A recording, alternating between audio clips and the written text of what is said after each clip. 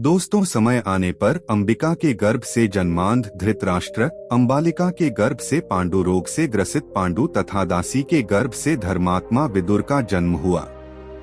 भीष्म के देखरेख में धृतराष्ट्र, पांडु तथा विदुर विद्याध्ययन करने लगे तथा तीनों नीतिशास्त्र, इतिहास, पुराण, गज शिक्षा तथा विद्या के अन्य क्षेत्रों में निपुण हो गए। थोड़ा विस्तार से जानते हैं।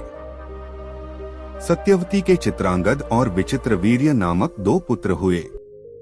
शांतनु का स्वर्गवास चित्रांगद और विचित्रवीर्य के बाल्यकाल में ही हो गया था, इसलिए उनका पालन पोषण भीष्म ने किया। भीष्म ने चित्रांगद के बड़े होने पर उन्हें राजगद्दी पर बिठा दिया, लेकिन कुछ ही काल में गंधर्वों से युद्ध करते हुए चित्रांगद मारा गया। इस पर भीष्म ने उनके अनुज विचित्रवीर्य को राज्य सौंप दिया। अब भीष्म को विचित्रवीर्य के विवाह की चिंता हुई। उन्हीं दिनों काशीराज की 3 कन्याओं अंबा, अंबिका और अंबालिका का स्वयंवर होने वाला था। उनके स्वयंवर में जाकर अकेले ही भीष्म ने वहां आए समस्त राजाओं को परास्त कर दिया और तीनों कन्याओं का हरण करके हस्तिनापुर ले आए।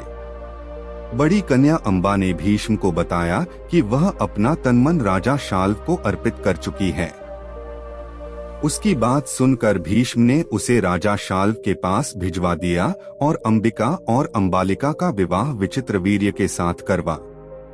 दोस्तों, वीडियो अच्छा लग रहा हो तो कमेंट करके जरूर बताएं और हमारे चैनल द यूनिक वर्ल्ड को अभी सब्सक्राइब कर ले दिया।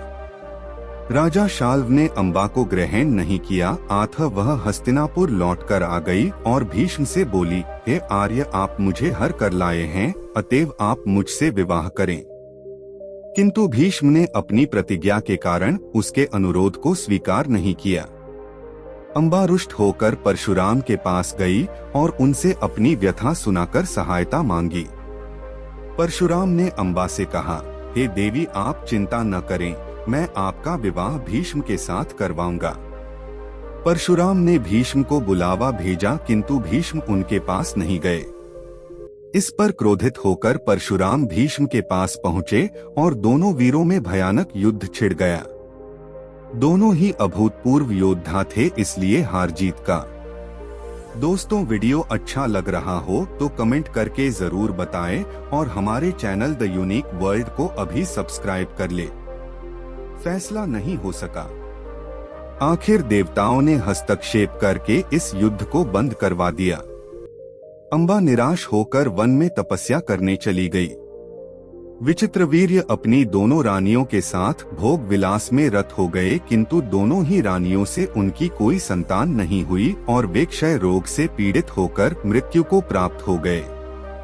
अब कुल नाश होने के भय से माता सत्यवती ने एक दिन भीष्म से कहा, पुत्र, इस वंश को नष्ट होने से बचाने के लिए मेरी आज्ञा है कि तुम इन दोनों रानियों से पुत्र उत्पन्न करो। माता की बात सुनकर भीष्म ने कहा, माता, मैं अपनी प्रतिज्ञा किसी भी स्थिति में भंग नहीं कर सकता। यह सुनकर माता सत्यवती को अत्यंत दुर्हक हुआ। अचानक उन्हें अपने पुत्र वेदव्यास का स्मरण हो आया। स्मरण करते ही वेदव्यास वहां उपस्थित हो गए।